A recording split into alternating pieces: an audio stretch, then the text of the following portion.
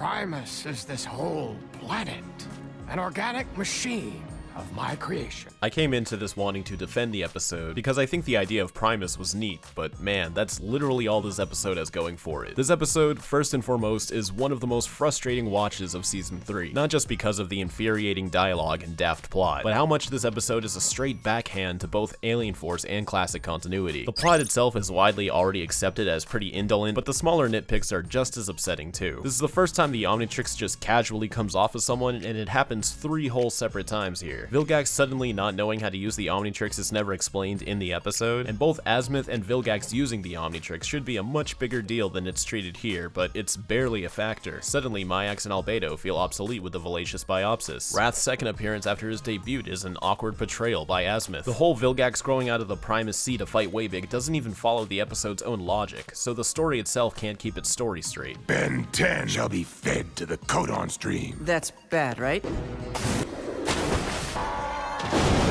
Goop's anti-gravity projector having an off button is a whole thing. And also, what the fuck is this?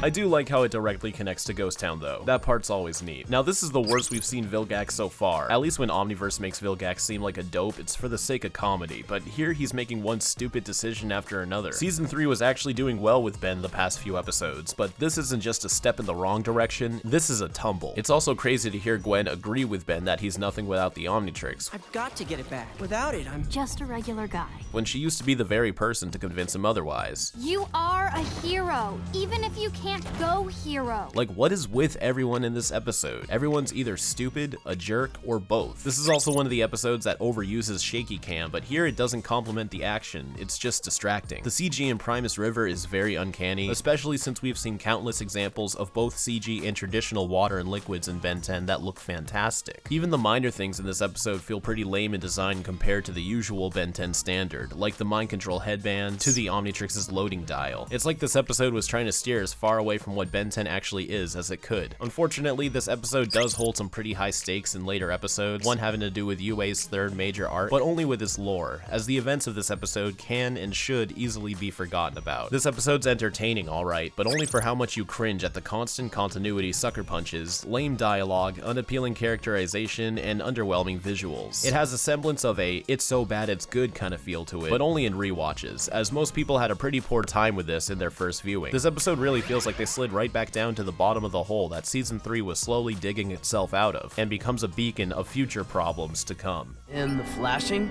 Add it to the growing list of things I don't understand.